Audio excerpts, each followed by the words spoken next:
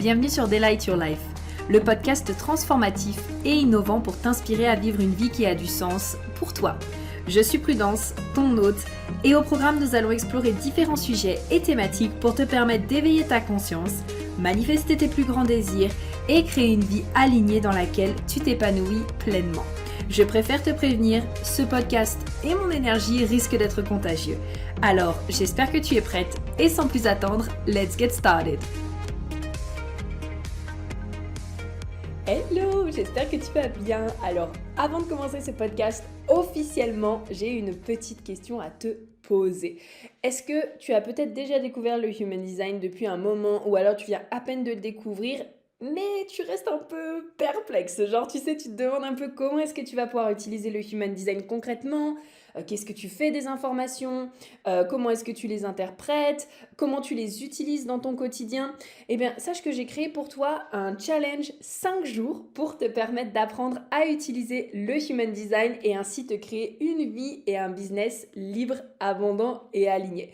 Durant ces 5 jours, on y voit différents sujets comme justement qu'est-ce que le Human Design, d'où est-ce que ça vient, les 5 types et du coup comment est-ce que ça va permettre de faire la différence pour toi et tes clientes, les 3 erreurs que la majorité des personnes font quand elles découvrent le Human Design et bien sûr comment créer ta vie et ton biz sur mesure grâce au HD. C'est vraiment un challenge que j'ai pris énormément de plaisir à tourner. Il y a même une session questions-réponses d'une grande valeur parce que je suis sûre que les questions qui ont été posées, c'est aussi des questions que tu te poses. Donc tu peux dès maintenant, sans plus attendre d'ailleurs, rejoindre le challenge en bio et t'y inscrire et tu vas recevoir tes 5 vidéos, enfin du coup tu auras accès sur la plateforme à tes 5 vidéos pour enfin comprendre concrètement comment est-ce que le HD peut transformer ta vie. Je te laisse aller t'inscrire et je te laisse également avec l'épisode de podcast. Bisous. Alors hello, j'espère que vous allez bien, j'espère que vous êtes en forme. Je suis trop contente de vous retrouver pour ce podcast aujourd'hui. Spécial Q&A, j'ai décidé en fait de rassembler du coup toutes les questions que l'on me pose le plus souvent pour en faire un podcast complet. Comme ça au moins vous avez toutes les réponses au même endroit et puis vous avez aussi la réponse à votre question. Donc ce sera beaucoup plus simple pour moi en fait de vous renvoyer directement vers ce podcast qui est conçu du coup exprès pour ça. Alors aujourd'hui on va voir justement un peu la question donc des jumeaux qui revient vraiment tout le temps. Donc comment ça se passe pour les jumeaux? Ils ont la même charte. On va voir du coup les lignes rouges et les lignes noires qu'on me demande aussi très régulièrement. Cette notion aussi de je ne me reconnais pas dans mon type, que faire? Quand on n'a pas notre heure de naissance, qu'est-ce qu'on fait? Et puis également cette notion de à quoi correspondent les chiffres à côté des portes, au niveau des planètes, etc. etc. Donc, sans plus attendre, on va pouvoir démarrer et auquel cas, moi je t'invite quand même peut-être soit à prendre des notes si tu en ressens l'envie, comme ça au moins tu sais que tu as tes réponses ou sinon de juste vaquer à tes occupations selon ce que tu préfères. Donc, commençons avec les jumeaux. Les gémeaux. Désolée, moi je suis gémeaux. Mais là, on va parler des jumeaux. Donc, les jumeaux, en soi, en effet, ils vont avoir exactement la même charte. Bien que, moi, je vous invite vraiment quand même à faire leur design. Parce qu'une fois, j'ai fait la charte d'une personne et en fait, à 1 minute près, sa charte elle changeait complètement. Donc en général c'est vrai que ça n'arrive pas trop, mais ça se peut quand même que ça arrive de temps en temps selon s'il y a 10, 15, 20 minutes, 5 minutes de temps en temps de décalage. Donc moi je vous invite quand même à faire la charte des deux pour vous assurer du coup que ils ont bien la même charte. Maintenant en fait qu'est-ce qui va se passer? Malgré le fait qu'ils aient la même charte, en fait, elle va s'exprimer différemment tout au long de leur vie. Et ça c'est dû à quoi en fait? C'est dû au fait que ils vont peut-être pas avoir exactement les mêmes expériences de vie, peut-être pas les mêmes passions, ils vont pas forcément fréquenter les mêmes personnes, ils vont pas forcément non plus être intéressés tout le temps par la même chose et donc tout ça, ça va leur créer des expériences de vie qui vont faire que potentiellement ils vont peut-être développer un don plus qu'un autre, utiliser une énergie plus qu'un autre, peut-être être conditionné dans un endroit et l'autre va être plutôt conditionné dans un autre, tout simplement parce qu'en fait n'oublions pas qu'il y a cette merveilleuse fabuleuse aventure qui s'appelle la vie, et que même si de base ils naissent potentiellement avec les mêmes prédispositions, avec les mêmes dons, les mêmes énergies qui leur sont propres, elles vont forcément s'exprimer différemment tout au long de leur vie. Mon exemple du moment, vraiment, pour ceux qui me suivent en tout cas, à l'instant T, c'est vraiment les jumeaux de Tokyo Hotel, donc Bill et Tom. Et en fait, j'ai regardé vraiment beaucoup de making-of de comment est-ce qu'ils faisaient leurs clips, etc. Et en fait, c'est trop drôle parce que leur personnalité, elle s'exprime totalement différemment. D'un côté, on a Bill du coup, donc plutôt extraverti, c'est lui souvent qui prend les devants, même s'il a l'air un peu timide parfois quand même. C'est lui qui prend les devants par exemple dans les clips, c'est quand même lui qui chante aussi, il affirme vraiment beaucoup sa personnalité, on sent hein, le G-Center défini de toute façon, il affirme vraiment beaucoup sa personnalité au travers de son style vestimentaire, au travers de qui il est. Et de l'autre côté on a Tom, donc pareil, du coup, sa personnalité, elle est très définie. C'est vraiment, voilà, le mec, lui, il est plutôt tranquille. Il est plutôt, au contraire, hors des caméras. C'est lui qui joue du coup de la guitare ou la basse. Je sais pas lequel des deux il joue, mais en tout cas, c'est lui qui s'occupe de tout ça. Et en fait, on voit que, voilà, lui, au contraire, c'est plutôt le mec qui aime rester dans son coin, plutôt calme. Et par exemple, lors des making-of, on le voit très peu en fait.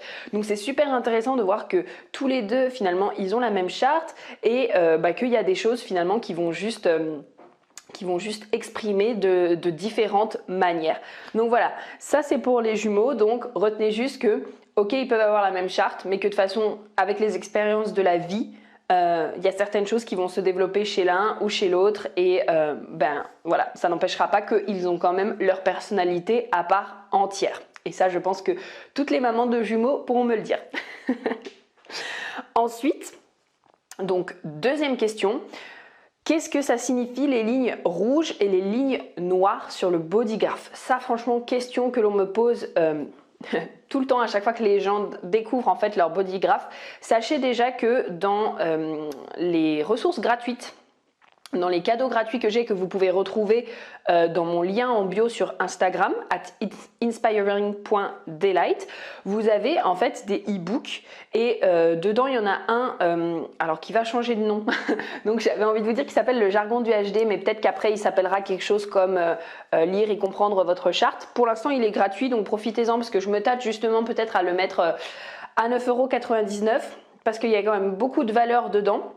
Donc du coup, il vous explique tout ça vraiment noir sur blanc, c'est écrit, c'est vraiment en fait le e-book qui vous explique comment lire votre charte de manière simple avec toutes les explications des centres, de que signifient justement les portes, qu'est-ce que c'est, avec le lexique en Human Design, donc tout est écrit au même endroit. Donc sachez déjà que vous pouvez retrouver la réponse écrite dans cet e-book là. Maintenant, en fait, tout simplement, les lignes rouges, c'est notre partie inconsciente, en fait. C'est-à-dire que c'est plutôt ça, c'est plutôt ce que les gens vont voir de nous.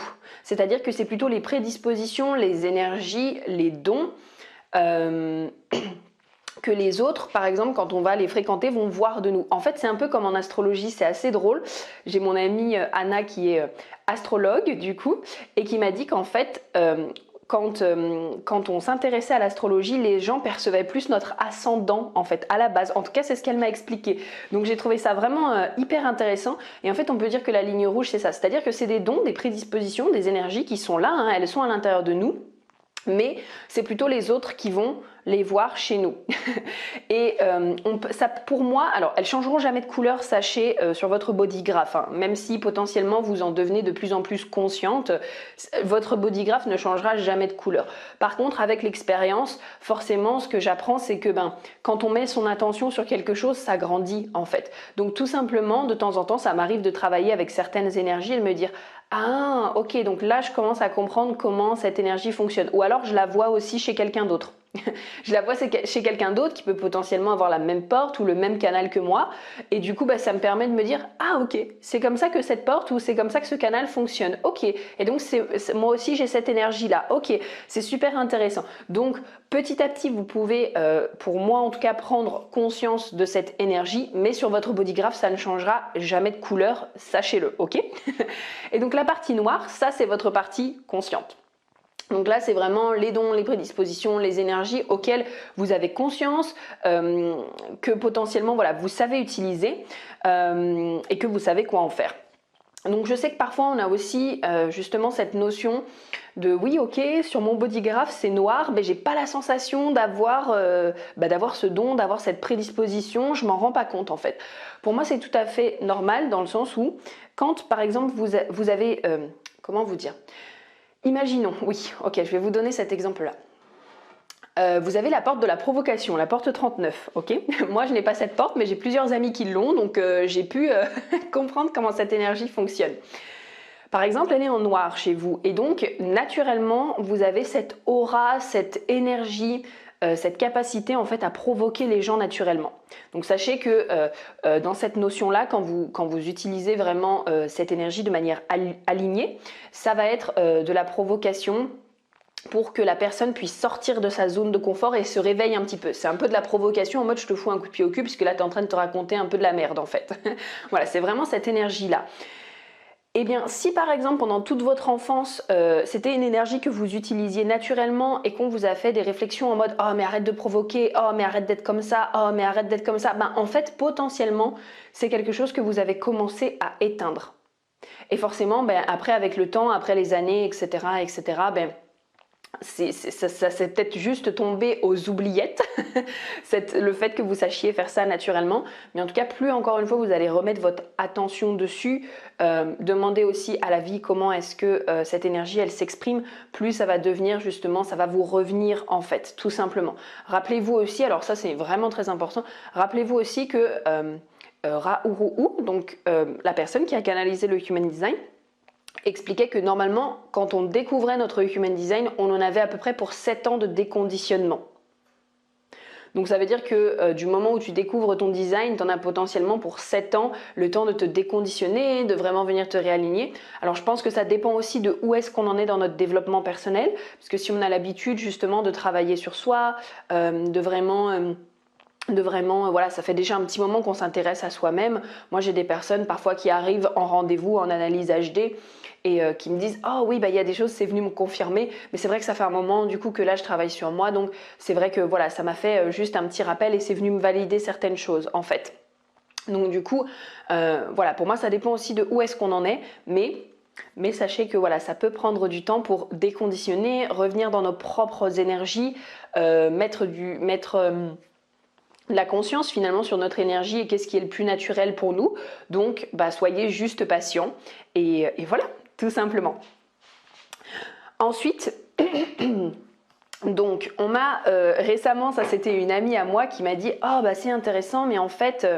du coup, ce que je me rends compte, c'est que toi tu es MG, moi je suis MG, mais pourtant on est différents et en même temps, bah, j'ai la sensation que je me reconnais pas totalement dans mon design, etc., etc. » Alors là, c'est vraiment cette notion-là, moi je la trouve extrêmement intéressante parce qu'en fait, souvent les gens s'arrêtent au type. Et d'ailleurs, j'avais fait un live là-dessus qui s'appelle « Est-ce que le HD nous met dans des cases ?» Parce que souvent, les gens s'arrêtent au type. C'est un peu pareil. Là, c'est un peu comme en astrologie. Souvent, les gens s'arrêtent au fait que « Ok, je suis Gémeaux, mais en fait, je me reconnais pas. » Oui, mais en fait, non, parce qu'il y a plein d'autres trucs. Il y a le placement de tes maisons, il y a tes signes, où est-ce qu'ils se situent par rapport à leur maison. Il y a plein de choses. Et bien, en fait, en Human Design, c'est exactement pareil. En Human Design, c'est pas simplement « Ok, je suis Manifesting Generator, t'es Manifesting Generator, donc on est exactement la même chose en fait. » Pas du tout. En fait, vraiment, quand on s'intéresse au Human Design, tout est à prendre dans son ensemble, tout. C'est-à-dire que rien ne doit être laissé à l'écart. Il faut prendre en considération le type, le profil, la croix d'incarnation, la définition de la personne, ses centres, définis et non définis, ses portes, définies et non définies, et c'est sûr que quand on regarde sa charte dans son ensemble, forcément que notre énergie elle ne va pas s'exprimer du tout de la même manière. Moi personnellement j'ai remarqué certaines choses, ne serait-ce que par rapport au centre. Moi j'ai remarqué par exemple que plus une personne a de centres moteurs dans son design, donc le centre moteur, les centres moteurs c'est le sacral, le centre du cœur, le centre racine, et le centre émotionnel. On va plus en détail là-dedans dans Redesign, ma formation OHD, pour vraiment bien comprendre comment fonctionnent ces centres moteurs, parce qu'il faut savoir qu'il y a des modes on, des modes off, sauf pour le sacral du coup. Et forcément, moi j'ai remarqué, comme je te disais, que plus une personne a de centres moteurs, plus elle va avoir en fait de l'énergie forcément. Et donc, par exemple, ma sœur qui a les 4 centres moteurs, des fois je la regarde et elle est generator, et je la regarde et je me dis, mais putain meuf, j'ai l'impression que t'as tellement d'énergie et moi à côté je suis là, des fois genre, je compte sur la volonté de mon cœur définie, un peu mon sacral et après je suis là en mode, ah, ok, j'ai l'impression que t'as beaucoup plus d'énergie que moi, que tu peux faire beaucoup plus de trucs, tu vois, genre. Et en fait c'est vraiment juste drôle déjà de regarder ça et de se dire ah ok, donc ça veut dire que potentiellement plus une personne va avoir de centre moteur, plus elle va être potentiellement électrique, etc. Moins une personne a de centre moteur, plus elle est là en fait pour nous apprendre. Moi, c'est vraiment comme ça que je l'interprète, parce que pour avoir vu pas mal de personnes qui peut-être ont le sacral de défini, ou alors des ont uniquement le sacral de défini, ou par exemple des projecteurs qui n'ont aucun centre moteur de défini, moi je le vois vraiment comme ces personnes sont là pour nous apprendre à slow down en fait. Je sais que souvent, on a souvent tendance à se raconter cette histoire de « Ah oui, mais non, mais du coup, je suis projecteur, réflecteur, et du coup, j'ai pas d'énergie parce que j'ai pas le centre sacral. » Non, non, ça c'est une vieille histoire pourrie là, les amis. Si vous commencez à vous raconter ça, je vous invite à arrêter le bullshit tout de suite. Mais c'est vraiment pour moi, vous avez cette grande capacité à voir du coup où est-ce que les gens sont en train de trop se pousser fort en fait. Et que c'est bon, tu peux slow down, tu peux slow down. T'es pas obligé tout le temps de courir partout, de sauter partout, de tout faire partout. Si juste tu accueillais ce qui était là maintenant et que tu prenais le temps de préserver et de respecter ton énergie. Et moi, je vous avoue, je vais même aller plus loin là-dedans, je vous avoue vraiment qu'on a de plus en plus besoin que les personnes comme ça, pour moi en tout cas, se réveillent et nous guident en fait. Nous guide par rapport à la manière dont on utilise notre énergie, par rapport à la manière dont on travaille, parce que là, sans trop rentrer dans les détails, j'ai appris qu'une très bonne amie à moi avait un début de maladie grave parce qu'elle se poussait beaucoup trop au travail en mode workaholic. Et je me dis en fait, dans notre société, on a vraiment fait du travail, surtout de se pousser en fait, d'être vraiment workaholic. On a vraiment fait de ça limite une religion en fait. Mais pour moi, l'objectif maintenant, c'est d'apprendre en fait à préserver sa santé, à prendre soin de soi, à ralentir. Et je sais que parfois ça peut être difficile pour les personnes justement. Pour les personnes qui ont beaucoup de centres non définis en mode « Ah oui, mais ça veut dire que mon énergie, elle est plus fluide, etc. » et que blablabla. Oui, mais en fait, on a besoin de ça, on a besoin de tout. On a besoin de tout pour arriver à l'équilibre. Et là, je pense qu'on est vraiment dans une dynamique où les gens se poussent tellement. Enfin, pour moi, c'est pas non plus... Je dérive un petit peu, je suis désolée, mais parce que je pense qu'il y a tellement de misconception, là, genre de... Comment est-ce qu'on dit ça en français d'incompréhension face au centre non défini.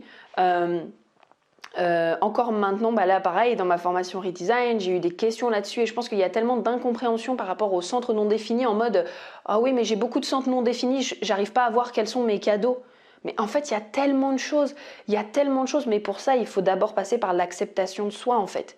Il faut d'abord passer par l'acceptation de ok, waouh, cette énergie, elle peut m'apporter ça. Oui, ok, peut-être que je peux, je sais pas, genre si j'ai la tête complètement ouverte, ok, peut-être que parfois je peux répondre aux questions des autres et partir un peu trop dans ma tête, ok. Mais par contre, quels sont mes cadeaux à côté de ça? Je peux capter l'inspiration de partout, est-ce que c'est pas génial? Tu vois ce que je veux dire? Donc ça, pour moi, c'est vraiment important que, en fait, chaque personne commence à se rendre compte de quels sont ses cadeaux à l'intérieur d'elle-même et de stopper un peu la comparaison en mode « Ah, mais moi, j'aurais aimé être comme ça, j'aurais aimé être comme ça. » Et sachez que vraiment, c'est pareil dans les deux sens. Comme je vous disais, dans Redesign, on a vu ça avec mes étudiantes et en fait, il y en a qui étaient là « Ah oui, il y a des centres que j'aurais aimé avoir non définis, puis il y a des centres que j'aurais préféré avoir définis. » Mais en fait, si votre âme, elle a choisi de s'incarner dans cette vie avec ces énergies-là, c'est que vous aviez quelque chose en fait à apprendre avec ces énergies-là. Sauf que plus vous allez y résister, plus ça va être compliqué. Et plus vous allez les accepter et décider de les voir comme des dons et vraiment des cadeaux, plus justement ça va vous permettre d'avancer dans la vie. Je refais une parenthèse là-dessus, mais dans Redesign, pour chaque centre par exemple, et pour chaque porte aussi, là je suis j'ai bientôt fini le PDF des portes, mais pour chaque centre et chaque porte, je suis en train de mettre, ok, comment ça se passe quand ce centre est pleinement aligné, quels sont ses cadeaux, qu'est-ce que vous pouvez en tirer, et comment ça se passe justement quand c'est désaligné, pour que vous ayez vraiment en fait cette vision de, ok, qu'est-ce que ce centre peut m'apporter en fait? Qu'est-ce que ce centre peut m'apporter quand il est pleinement aligné? Et puis après, je vous ai aussi mis justement des outils, des axes de réalignement quand justement ce centre est désaligné. Mais pour moi, c'est vraiment important justement que vous puissiez voir quelle est la beauté, quel est le cadeau derrière vos propres énergies et derrière tout ça. Donc, tout ça pour vous dire que je me recentre, donc cette notion de je ne me reconnais pas dans mon design, parce que souvent, encore une fois, comme on s'arrête uniquement au type, c'est normal parce que parfois, il y a d'autres choses, parce que parfois, tout le temps, il y a d'autres choses en fait à prendre en compte. Ok, donc ne vous arrêtez pas au type, vraiment ne vous arrêtez pas au type, faites vos propres recherches ou alors faites faire votre analyse par quelqu'un vraiment, que ce soit moi ou que ce soit quelqu'un d'autre, pour vraiment aller profondément dans la compréhension de qui vous êtes, de quels sont vos dons, de qu'est-ce que ça peut vous apporter, de qu'est-ce que vous allez pouvoir faire de ces informations, de comment est-ce que vous pouvez les utiliser au quotidien pour fluidifier, simplifier et vraiment harmoniser votre vie en fait. Et surtout, voilà, ne vous arrêtez pas uniquement au type, c'est très très important. Ensuite, donc on a la question de « je n'ai pas mon heure de naissance ». Grosse question. En fait, tout simple, si vous n'avez pas votre heure de naissance ou même votre date de naissance, vous pouvez la trouver avec un pendule en fait. Ou alors demander à quelqu'un, demander à la personne peut-être qui fera votre analyse d'utiliser un pendule pour le faire. Donc, parce que je sais que j'ai eu beaucoup de personnes qui m'ont dit oui, moi j'ai été adoptée, ou alors dans mon pays le jour exact il n'était pas donné, etc., etc. Donc ce que vous pouvez faire, c'est que vous prenez un pendule et en fait tout simplement vous posez la question: est-ce que je suis née entre janvier et juin? Oui, non. Est-ce que je suis née entre juin et décembre? Oui, non, ok. Est-ce que je suis née au mois de mai, Voilà. Et en fait, vous descendez comme ça. Est-ce que je suis née entre le 1er et le 15? Entre le 15 et le 30? Et à chaque fois, en fait, vous redescendez comme ça selon la réponse du pendule. Et vous faites pareil, en fait, avec l'heure. Est-ce que je suis née entre minuit et midi? Ok. Est-ce que je suis née avant 10 heures? Ok, est-ce que je suis née avant 9 heures? Ok, vous voyez, et en fait vous allez comme ça et le pendule va vraiment pouvoir vous guider et vous donner les réponses pour savoir justement quand est-ce que vous êtes né et l'heure à laquelle vous êtes né. Ok, donc vraiment vous pouvez utiliser ça, c'est un super outil. Et en tout cas pour l'instant c'est aussi le seul que j'ai à vous partager, mais en fait il est tellement efficace que voilà, je pense qu'il n'y a pas besoin de 100 000 outils par rapport à ça. Et donc dernière question qu'on va voir ensemble aujourd'hui, c'est à quoi correspondent les chiffres en fait à côté des portes. Donc quand vous regardez votre body graph, vous avez donc sur les côtés les planètes, et donc vous avez souvent le numéro de vos portes avec à côté point et un autre chiffre. Donc par exemple 45.3 ou alors 25.1 ou alors 37.6. Ok, mais tout simplement en fait c'est point et la ligne qu'il y a derrière. Donc si vous regardez bien, ces lignes elles vont toujours de 1 à 6 et c'est exactement comme les lignes des profils. Donc selon votre chiffre, donc la ligne 1 c'est l'investigator, la personne qui va aimer faire des recherches profondément. La ligne 2 c'est l'ermite, la personne qui a des talents naturels, des éclairs de génie naturels et qui a besoin de passer du temps seul pour les cultiver. La ligne 3, c'est l'expérimentateur, donc qui va tout le temps aimer expérimenter et tester. La ligne 4, l'opportuniste, donc qui va adorer justement être dans la bonne communauté et qui va tirer ses opportunités de sa communauté. La ligne 5, c'est le général, donc l'ermite, n'importe quoi. l'hérétique aussi appelé. Donc lui qui trouve les solutions innovantes à tout. Et la ligne 6, c'est le rôle modèle. Donc là pareil, on va avoir une partie expérimentation dans sa vie et puis après il va vraiment être le rôle modèle et incarner le rôle modèle par rapport à ça. Donc du coup, tout simplement, c'est la manière dont va s'exprimer votre ligne. Donc ça aussi, c'est des petites choses à prendre en compte. C'est pas forcément quelque chose qu'on regarde dès le départ, peut-être lors d'une toute première analyse, mais c'est des choses aussi à prendre en compte parce que par exemple, si vous avez la porte 47.1 et une autre personne à la porte 47.5, bah, ça veut dire qu'elles ne sont pas venues expérimenter ces énergies de la même manière. Parce que d'un côté, il y en a une qui va plus faire des investigations sur cette énergie, et de l'autre côté, on a une personne qui va plutôt trouver des solutions pour cette énergie-là. Ok? Donc ça, c'est encore pour moi ce qui fait que le HD, c'est vraiment un outil qui est incroyable, vraiment incroyable, parce que pour moi, même si les jumeaux, ok, ils peuvent avoir les deux chartes de la même manière, mais pour moi, ça s'exprime tous tellement différemment, ça nous montre tellement à quel point on est unique en fait, tellement à quel point on est magique, tellement à quel point en fait, moi, je suis subjuguée parce que je suis quelqu'un qui avait tendance à beaucoup me comparer avant, et encore maintenant, il y a de temps en temps où bah, forcément je me compare et je travaille dessus. Mais en fait, quand je commence à me replonger sur ma charte, parce que je le fais aussi régulièrement, je redécouvre toujours des choses, hein, il ne faut pas croire que je connais tout par cœur. Moi-même, des fois, je relis des trucs et je suis là, ah oui, mais c'est vrai, cette énergie et tout. Donc, c'est vraiment cool.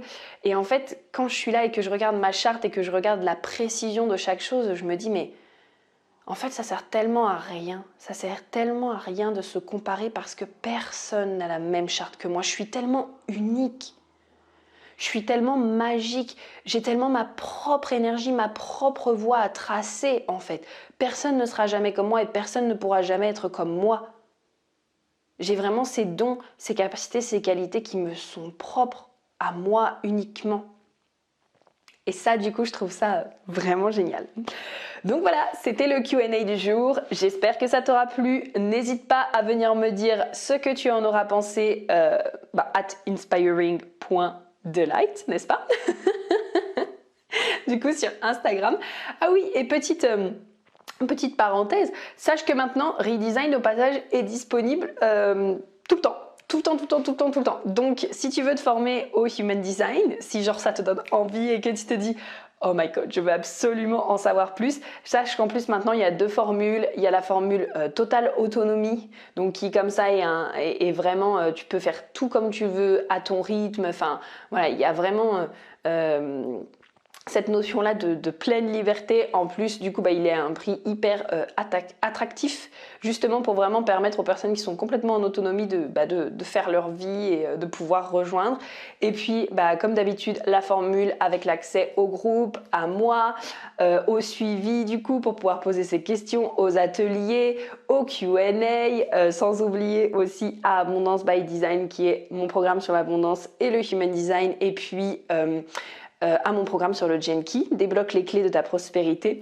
Donc voilà, vous pouvez tous les deux les retrouver dans ma bio. Et puis voilà, bon, je te souhaite une très belle journée. N'hésite pas aussi à sauvegarder le podcast si tu sens que tu as besoin d'y revenir. Et je te dis à très vite. Bye bye!